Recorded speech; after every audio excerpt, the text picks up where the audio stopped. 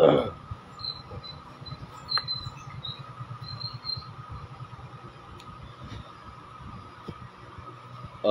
بالله من الشيطان الرجيم.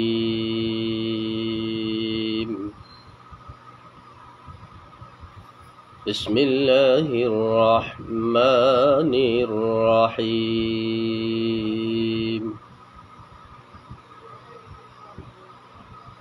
يا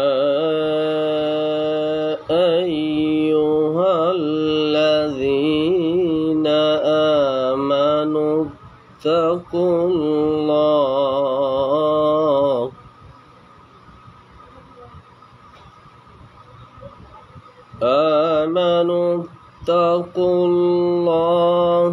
حق تقاته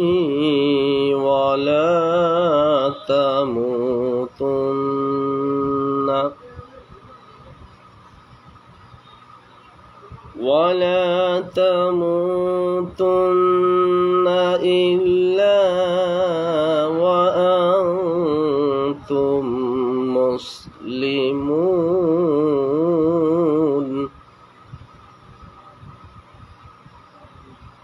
واعتصموا بحبل الله جميعا ولا تفرقوا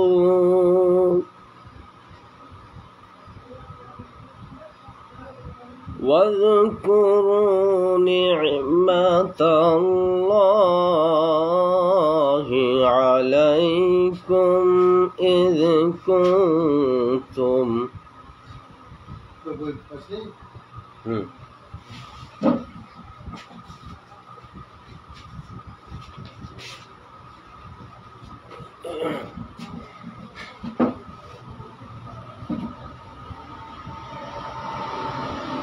واذكروا نعمة الله عليكم إذ كنتم أعداء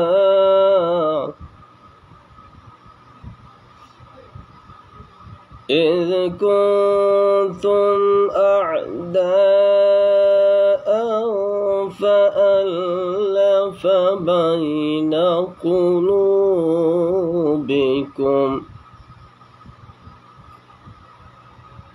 فأصبحتم بنعمته إخوانا وكنتم على شفا حفرة من النار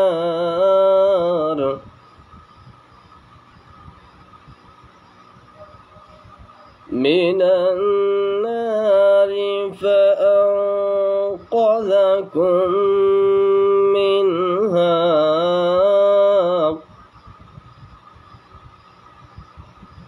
كذلك يبين الله لكم آياته كذلك يبين الله لكم آياته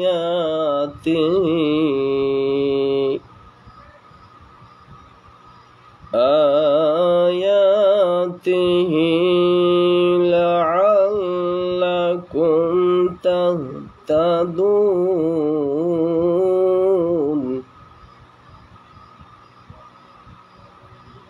ولتكن منكم أمة يدعون إلى الخير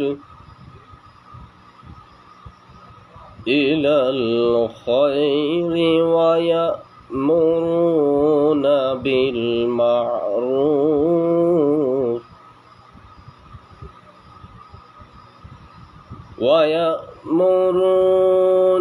بالمعروف وينهون عن المنكر النار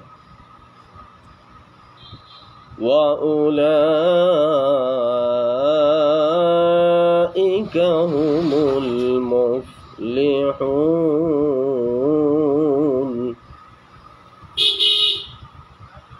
ولا تكونوا كالذين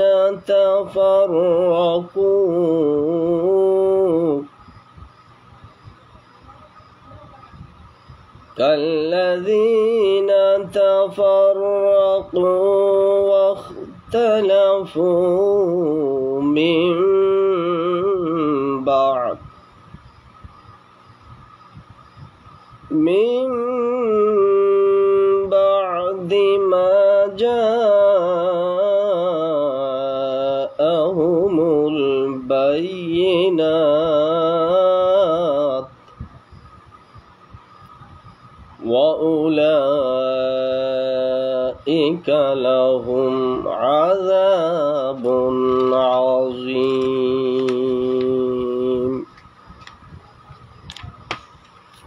صدق الله العظيم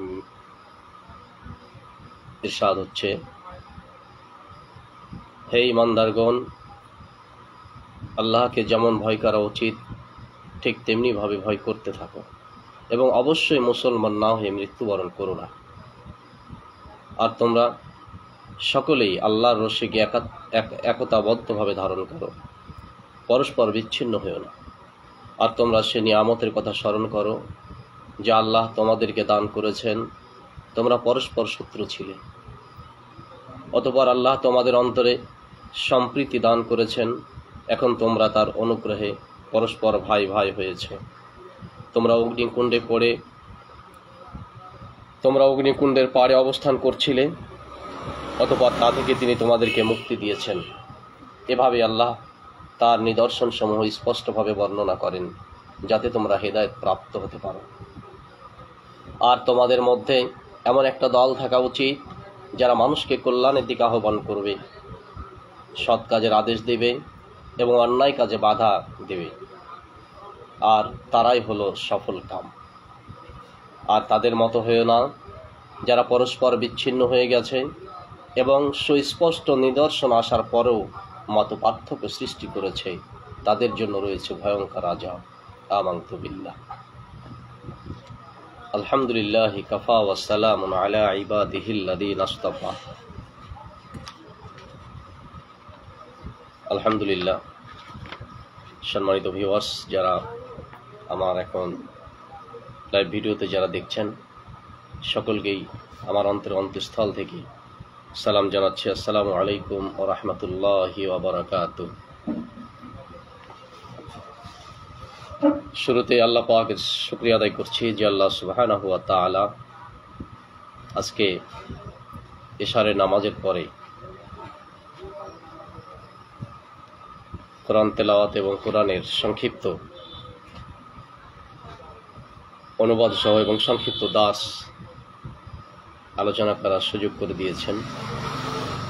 এই জন্য সে মহান রবের দরবারে কালিমাত শুকর আদায় করছি। আলহামদুলিল্লাহ।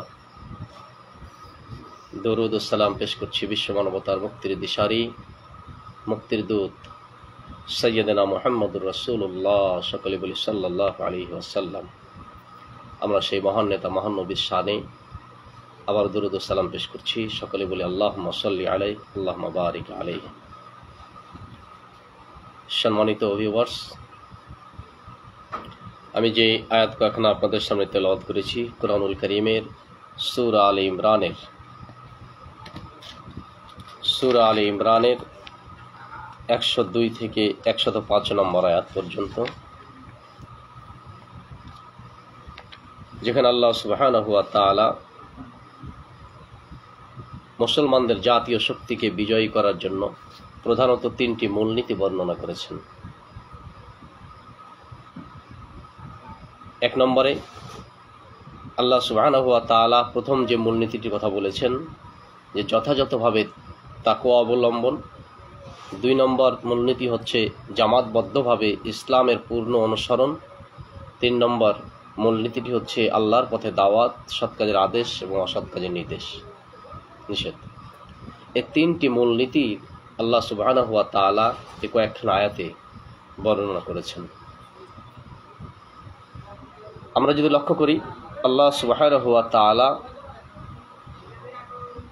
এই সূরা আলে ইমরানের 102 নম্বর আয়াত আল্লাহ সুবহানাহু ওয়া তাআলা যথাযথ তাকওয়া অবলম্বনের বিষয়ে বলছেন, ইয়া আইয়ুহাল্লাযীনা আমানুত্তাকুল্লাহ হাক্কা তুকাতিহি ওয়া লা তামুতুন্না ইল্লা ওয়া আনতুম মুসলিমুন।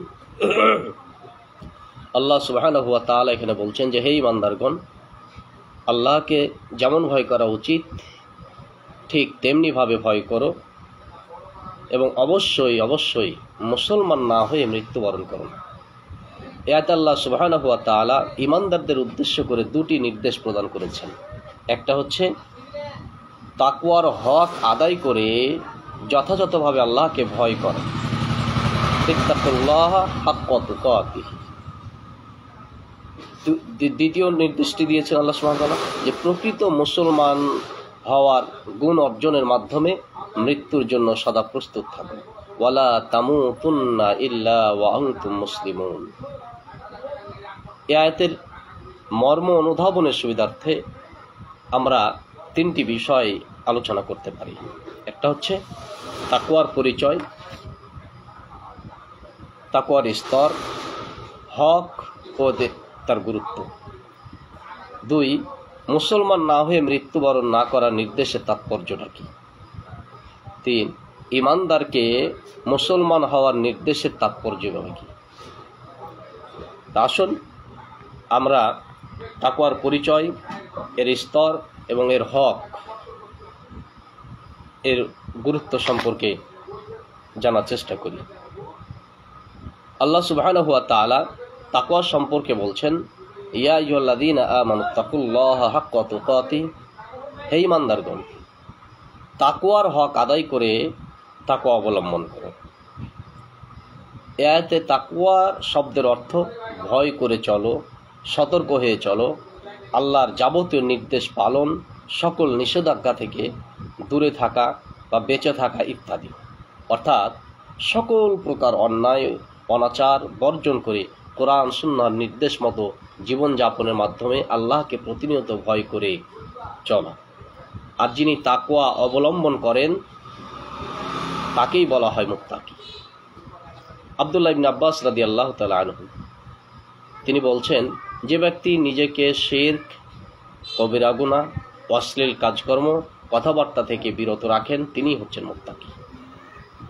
ওমর ইবনে আব্দুল আজিজ রাহমাতুল্লাহ আলাইহি তিনি বলেন, আল্লাহ যা হারাম করেছেন তা পরিত্যাগ করা এবং তিনি যা ফরজ করেছেন তা আদায় করার নাম হচ্ছে তাকওয়া। তাকওয়ার স্তর, তাকওয়ার স্তরটা কি? মুসলিম পণ্ডিতগণ তাকওয়ার 3টি স্তর উল্লেখ করেছেন। প্রাথমিক স্তর হচ্ছে শিরক ও কুফর থেকে বেঁচে থাকা। মধ্যম স্তরটা হচ্ছে আল্লাহ ও তার রাসূল সাল্লাল্লাহু আলাইহি সাল্লামের পছন্দনীয় বিষয় থেকে বেঁচে থাকা, অপছন্দনীয় বিষয় থেকে বেঁচে থাকা। তৃতীয় স্তরটা হচ্ছে সর্বোচ্চ স্তর, যেখানে বলা হচ্ছে যে অন্তরকে সদা সর্বদাই আল্লাহর স্মরণ এবং সন্তুষ্টি কামনার দ্বারা পরিপূর্ণ রাখা, অর্থাৎ সম্পূর্ণরূপে আল্লাহমুখী হওয়া। এই 3টা স্তর বর্ণনা করা হয়েছে তাকওয়ার। তাকওয়ার হক আল্লাহ সুবহানাহু ওয়া তাআলা তাকওয়া অবলম্বন করার ক্ষেত্রে এই আয়াতের এক অংশ বলেছেন যে হাক্কা তুকাতিহি, তাকওয়ার হক আদায় করো। হক অর্থ হচ্ছে প্রাপ্য, পাওনা বা অধিকার, অর্থাৎ পূর্ণ আন্তরিকতার সাথে যথাযথভাবে তাকওয়া অবলম্বন করো। তাকওয়ার হকের ব্যাখ্যা ইবনে মাসউদ রাদিয়াল্লাহু তাআলা আনহু তিনি বলছেন, তিনি আর রবিয়া, কাতাদা এবং আল হাসান আল বসরি রহমতুল্লাহ আলাইহি 3টি কাজকে তাকওয়ার হক বলেছেন। 3টি কাজকে তাকওয়ার হক বলেছেন। হাক্কা তুকাতিহি হুয়া আই ইউতাআ ফালা ইউসা ওয়া আন ইউযকারা ফালা ইউনসা ওয়া আন ইশকুরা ফালা ইউকফার। প্রত্যেক কাজে আল্লাহর আনুগত্য করা, আনুগত্যের বিপরীত কোনো কাজ না করা। 2, আল্লাহকে সর্বদা স্মরণে রাখা, কখনো বিস্মৃত না হওয়া। 3, সর্বদা তার কৃতজ্ঞতা প্রকাশ করা, অকৃতজ্ঞ না হওয়া। এই 3টি কাজকে বলা হচ্ছে তাকওয়ার হক। তাকওয়া বা আল্লাহকে ভয় করে চলার গুরুত্ব। তাকওয়া তথা আল্লাহকে ভয় করার নির্দেশনা প্রসঙ্গে সূরা আল ইমরানে 102, সূরা তাগাবুনের 16, সূরা আহজাবের 77, সূরা তালাকের 2 থেকে 3, সূরা আনফালের 29, সূরা হাশরের 18 সহ আল কোরআনের বিভিন্ন আয়াতে উল্লেখ করা হয়েছে। এক অনুসন্ধানে আমরা দেখতে পাই যে আল কোরআনে তাকওয়া শব্দটি সর্বমোট 258 বার ব্যবহৃত হয়েছে। সুবহানাল্লাহ। তাকওয়ার পথ অবলম্বনের নির্দেশ দিয়ে আল্লাহ সুবহানাহু ওয়া তাআলা বলেছেন, ইয়া আইয়ুহাল্লাযীনা আমানুত্তাকুল্লাহ ওয়া কুনু মা'আস সাদিকিন। হে ঈমানদারগণ, আল্লাহকে ভয় করে এবং সত্যবাদীদের সাথে থাকো। তাকওয়া অবলম্বনকারী, তাকওয়া এবং কল্যাণমূলক কাজে পারস্পরিক সহযোগিতা সম্পর্কে আল্লাহ তাআলা বলছেন, ওয়া তাআওয়ানু আলাল বিররি ওয়া তাকওয়া ওয়া লা তাআওয়ানু আলাল ইসমি ওয়াল উদওয়ানি ওয়াত্তাকুল্লাহা ইন্নাল্লাহা শাদীদুল ইকাব। যে সৎকর্ম তাকওয়ার ব্যাপারে একে অন্যের সাহায্য করো, পাপ ও সীমা লঙ্ঘনের ব্যাপারে একে অন্যের সহায়তা করো না। আল্লাহকে ভয় করো, নিশ্চয় আল্লাহ সুবহানাহু ওয়া তাআলা কঠোর শাস্তিদাতা। সুতরাং কোনো মানুষ যদি সর্বদা তার অন্তরে আল্লাহর ভয় অনুরাগ জাগ্রত রাখতে পারে, তার দ্বারা কোনো অপরাধ সংঘটিত হতে পারে না। তাকওয়া বা আল্লাহকে ভয় করলে কি হবে আর না করলে কি হবে? মুত্তাকিদের জন্য আল্লাহ সুবহানাহু ওয়া তাআলার ভালোবাসা, ক্ষমা, সম্মান, সন্তুষ্টি, উত্তম রিজক এবং নিয়ামতে পরিপূর্ণ জান্নাতের মহাপুরস্কার আল্লাহ সুবহানাহু ওয়া তাআলা ঘোষণা করেছেন। তাকওয়ার অবলম্বনকারীদের সার্থকতা, তাকওয়া অবলম্বনকারীদের প্রতিদান, তাকওয়া অবলম্বনকারীদের পুরস্কার বা সুফল সম্পর্কে আল্লাহ সুবহানাহু ওয়া তাআলা কোরআনুল কারীমের অসংখ্য জায়গায় বলেছেন। যেমন সূরাতুল মুলকের 12 নম্বর আয়াত, সূরা আন-নূরের 52 নম্বর, সূরা আন-নাহল 128, সূরা আদ-দুখান 51 নম্বর এবং সূরা তুরের 17, আল কামার 54তম আয়াতে আল্লাহ সুবহানাহু ওয়া তাআলা এই ধরনের অসংখ্য আয়াতে এই মহা পুরস্কারের ঘোষণা করেছেন। মুত্তাকিদের জন্য উত্তম রিজিক দানের ঘোষণা দিয়ে আল্লাহ সুবহানাহু ওয়া তাআলা বলেছেন, যে ব্যক্তি আল্লাহকে ভয় করে তিনি তার জন্য উত্তরণের পথ তৈরি করে দেন। সুবহানাল্লাহ। এবং তিনি তাকে এমন উৎস থেকে রিজিক দিবেন যা সে কল্পনাও করতে পারে না। আল্লাহ বিরোধীর জন্য ক্ষমা এবং মহা পুরস্কারের ঘোষণা দিয়ে আল্লাহ সুবহানাহু ওয়া তাআলা বলেন যে নিশ্চয় যারা তাদের পালনকর্তাকে না দেখে ভয় করে তাদের জন্য রয়েছে ক্ষমা এবং মহা পুরস্কার। সুবহানাল্লাহ, সুবহানাল্লাহ। শুধু তাই নয়, আল্লাহ সুবহানাহু ওয়া তাআলা বলছেন, ইন্নাল মুত্তাকিনা ফি জান্নাতিন নাঈম।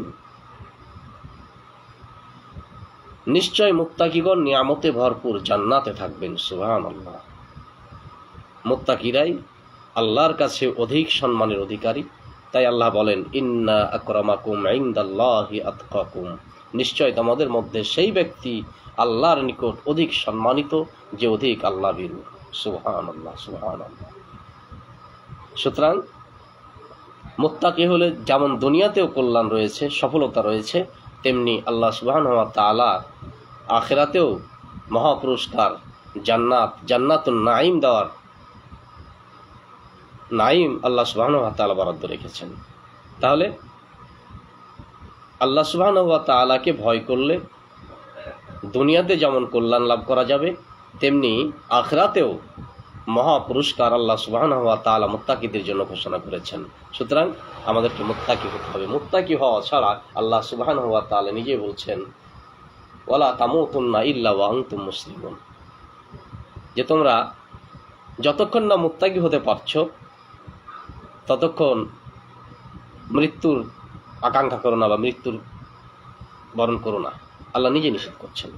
সুতরাং মুত্তাকি হওয়াটাই হচ্ছে আমাদের জীবনের লক্ষ্য এবং উদ্দেশ্য। তাহলে মুত্তাকি হতে হলে কি করতে হবে? কি উপায় অবলম্বন করতে হবে? মুত্তাকি হওয়ার জন্য ঈমান গ্রহণ সহ কয়েকটি কাজ করা অতীব জরুরি।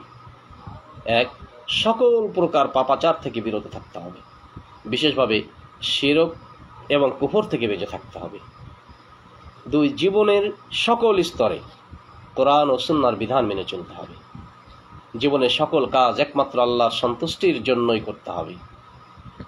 চার, আল্লাহ ও রসুল সাল্লাল্লাহু আলাইহি সাল্লামের অপছন্দনীয় বিষয় থেকে বিরত থাকতে হবে। এবং পাঁচ, সার্বক্ষণিক আল্লাহকে স্মরণ রাখতে হবে, সর্বদা আল্লাহর কৃতজ্ঞতা প্রকাশ করতে হবে। সম্মানিত মুসল্লিয়ানে কিরাম, মুসলমান না হয়ে মৃত্যুবরণ না করার নির্দেশ দিতে গিয়ে নির্দেশের তাৎপর্য হচ্ছে এই যে আল্লাহ সুবহানাহু ওয়া তাআলা তাকওয়ার বর্ণনা পেশ করার পর যে নির্দেশ দিয়েছেন যে আল্লাহ সুবহানাহু ওয়া তাআলা ওয়ালা তামুতুন্না ইল্লা ওয়া আনতুম মুসলিমুন, তোমরা মুসলমান না হয়ে মৃত্যুবরণ করো না। এখানে প্রশ্ন হতে পারে, মৃত্যু কারো ইচ্ছাধীন নয় বা ইচ্ছাধীন ব্যাপার নয়, যে কোনো সময় যে কোনো অবস্থায় মৃত্যুর ফেরেশতা আসতে পারে, মালাকুল মউত তার কাছে চলে আসতে পারে। যেমন রাসূল করিম সাল্লাল্লাহু আলাইহি সাল্লাম বলছেন যে মানুষের সবচেয়ে কাছের জিনিস সেটি হচ্ছে যে তার মৃত্যু। এই জন্য এই আয়াতের নির্দেশের অর্থটা কি? এর উত্তরে আমরা বলতে পারি কথা যে মুসলমান না হয়ে মৃত্যুবরণ না করার তাৎপর্য হলো, যেহেতু আমরা কেউ বলতে পারিনি যে মৃত্যু কখন হবে, অতএব আল্লাহর নির্দেশ পালনের লক্ষ্যে আমাকে সর্বাবস্থায় সার্বক্ষণিক প্রকৃত মুসলমান হিসাবে অর্থাৎ আত্মসমর্পিত বান্দা হিসাবে তৈরি থাকতে হবে, যেন মৃত্যুর ফেরেশতা এসেই আমাকে মুসলিম হিসেবে পেয়ে যায়। বিশ্বনবী সাল্লাল্লাহু আলাইহি সাল্লাম বলছেন যে তোমরা যে অবস্থায় জীবন অতিবাহিত করবে সে অবস্থায় মৃত্যু আসবে, এবং যে অবস্থায় মৃত্যু আসবে সে অবস্থায় হাসরের ময়দানে সমাবেত হবে। অতএব যে ব্যক্তি ইসলামের পূর্ণ অনুসরণ করে জীবন অতিবাহিত করবেন এবং সাধ্যমতো ইসলামের জন্য কাজ করবেন, ইনশাআল্লাহ তার মৃত্যু ইসলামের উপরেই হবে। সম্মানিত মুসলিমরা, তাহলে তাকওয়াটা কেমন জিনিস আমরা এতক্ষণ আলোচনা শুনলাম। তাকওয়া যথা সদা সর্বদা আল্লাহর ভয়টা কেমন, একটা উদাহরণ থেকে আমরা বুঝতে পারি যে তাকওয়াটা কেমন। যদিও কথাটা হাদিসের নয়, তবে তাকওয়ার উদাহরণস্বরূপ খুব যথাযোগ্য একটি উদাহরণ হিসাবে ধরে থাকি আমি। আমার বিভিন্ন আলোচনায় আমি নিয়ে আসি কথাটা যে একজন মাদ্রাসার শিক্ষক হুজুর ছাত্রদের তাকওয়ার বিষয়ে পড়াচ্ছেন, দাস দিচ্ছেন। এই তাকওয়ার বিষয়টা ছাত্ররা কতটুকু বুঝলো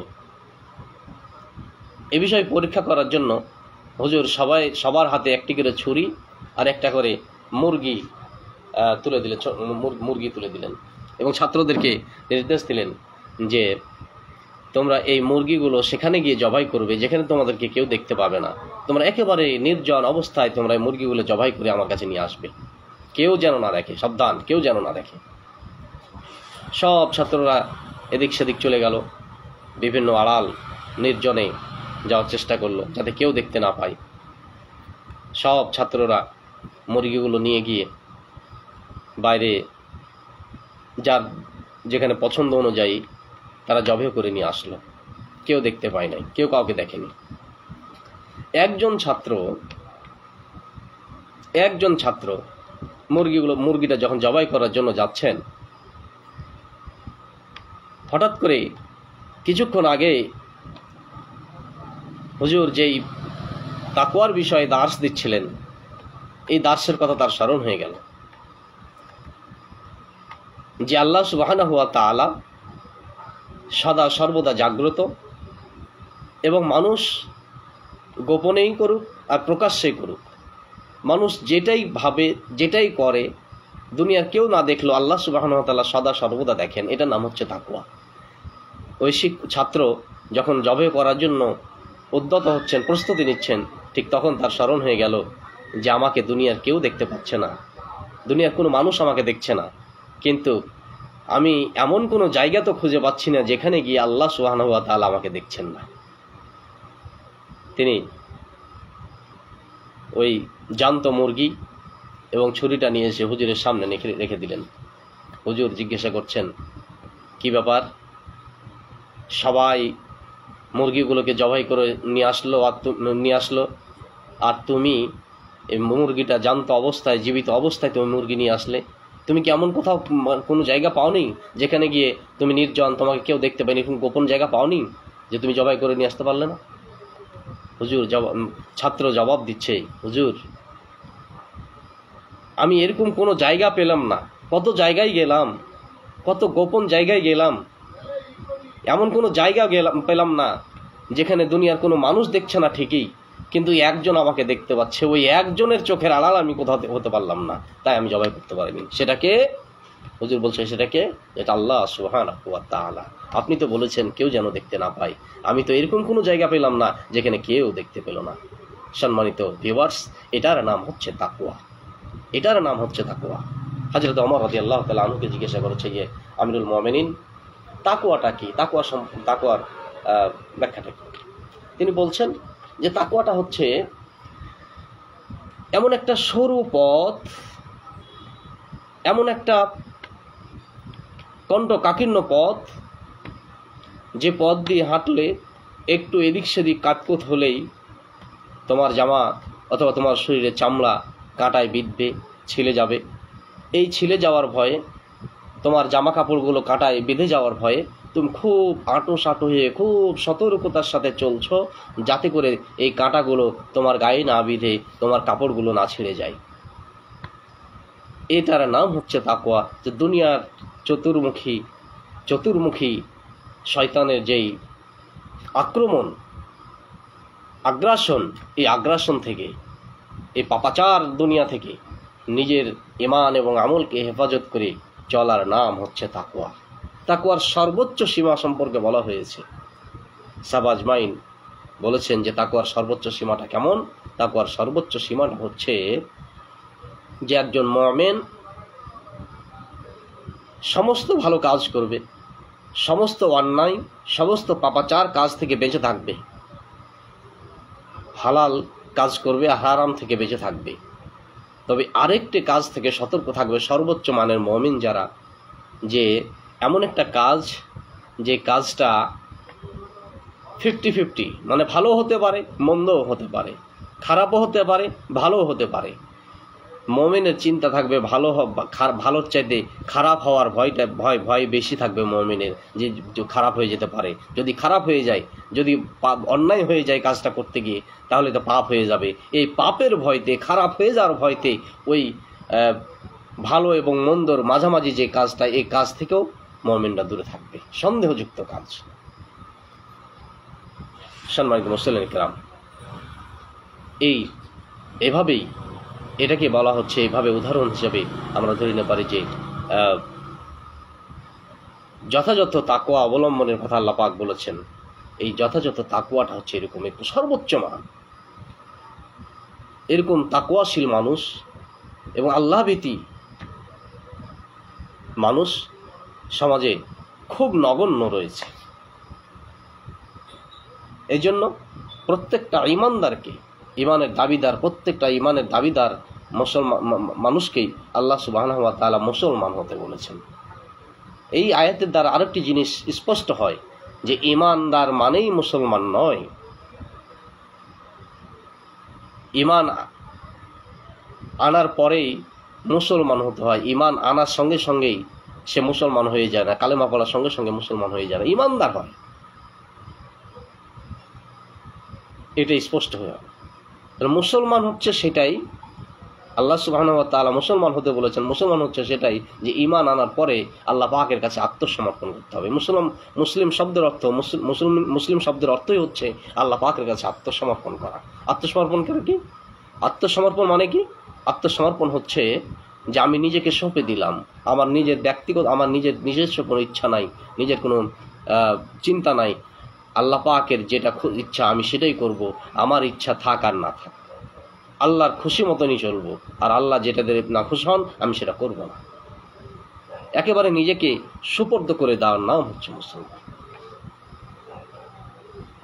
সম্মানিত মুসলিম কিরাম, এই জন্যই আল্লাহ সুবহানাহু ওয়া তাআলা ঈমান আনার পরে মুসলিম হতে বলেছেন। যে মুসলিম হলেই আল্লাহ পাকের কাছে নিজেকে সুপর্দ করে দিতে হবে। কোরআনুল কারীমে আরেকটি আয়াত আছে যেখানে আল্লাহ সুবহানাহু ওয়া তাআলা বলেছেন যে ঈমানদারদের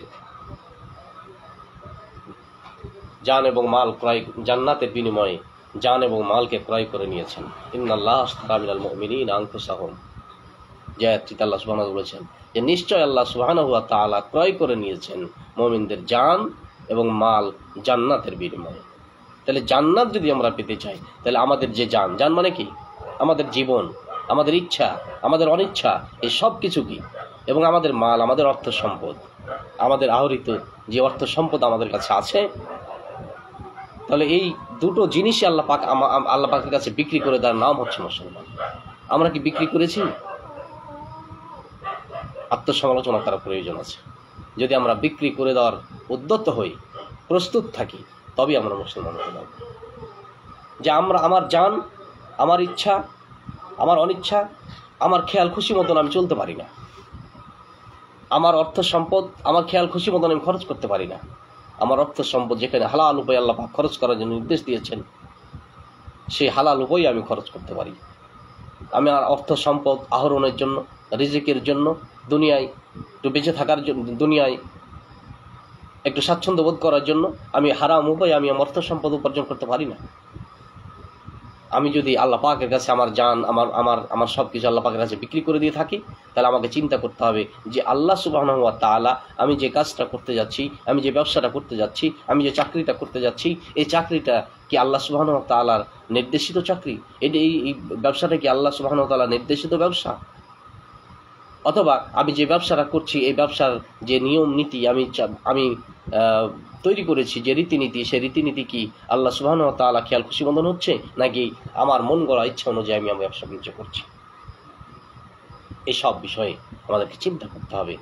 আর এগুলো চিন্তা করে এগুলো ধাপে ধাপে প্রত্যেকটা ক্ষেত্রে, প্রত্যেকটা সেক্টরে আপনার এই বিন্দুমাত্র নিজের নফসে, নিজের ইচ্ছা অনুযায়ী যদি না করেন, আর আল্লাহর ইচ্ছা অনুযায়ী যদি করেন, তবে আপনি মুসলমান হতে পারবেন। আল্লাহ সুবহানাহু ওয়া তাআলা আমাদেরকে তৌফিক দান করুন। সকলে বলি আল্লাহুম্মা আমিন। সম্মানিত মুসলিম কিরাম, আয়াত তেলাওয়াত করেছিলাম বেশ কয়েকটি, 102 থেকে 105 নম্বর আয়াত, কিন্তু লম্বা হয়ে যাবে আলোচনা, যার কারণে শুধুমাত্র সূরা আল ইমরানের 102 নম্বর আয়াতের সংক্ষিপ্ত দাস বা ব্যাখ্যা আপনাদের সামনে আমি আলোকপাত করলাম।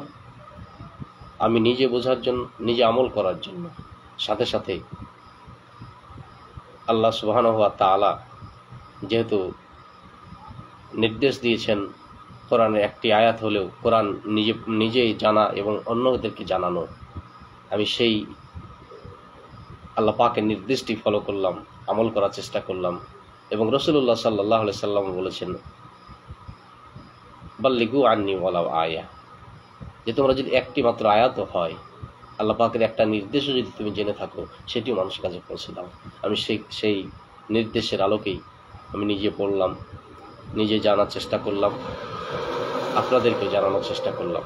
আল্লাহ সুবহানাহু ওয়া তাআলা যারা দেখছেন, যারা পরে দেখবেন, আমাকে সহ আমাদের সবাইকে সত্যিকার অর্থে তাকওয়ার যথাযথ হক আদায় করে তাকওয়া অবলম্বন করার তৌফিক দান করুন। আমাদের সকলকে সত্যিকার অর্থেই আল্লাহ পাক সত্যিকার মুসলমান না হওয়া পর্যন্ত মৃত্যুর ডাক যেন না দেন, এবং মৃত্যুকালে আল্লাহ সুবহানাহু ওয়া তাআলা একজন কবুলিয়াত মুসলমান হিসাবে যে ধরনের মৃত্যু আমরা কামনা করি, আল্লাহ সুবহানাহু ওয়া তাআলা আমাদের সকলের সে ধরনের মৃত্যু কবুল করুন। সকলে বলি আল্লাহুম্মা আমিন। ওয়া আখিরু দাওয়ানা আনিল হামদুলিল্লাহি রাব্বিল আলামিন। আসসালামু আলাইকুম ওয়া রাহমাতুল্লাহি ওয়া বারাকাতুহু।